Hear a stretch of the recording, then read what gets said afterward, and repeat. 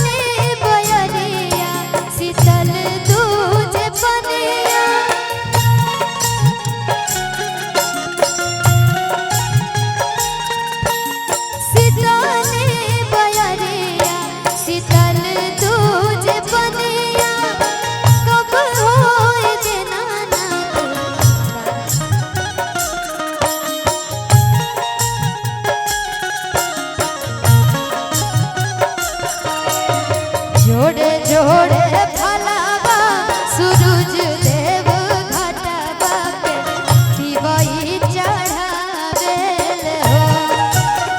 जोड़े जोड़े फलावा सूरज देव घटवा पे दिवाई चढ़ावेल हो। जल बीचे खड़ा होई दर्शन ला असरा लगावेल हो। जल बीचे खड़ा होई दर्शन ला असरा लगावेल हो। बोली बोली छठी मैया की जय माता दी।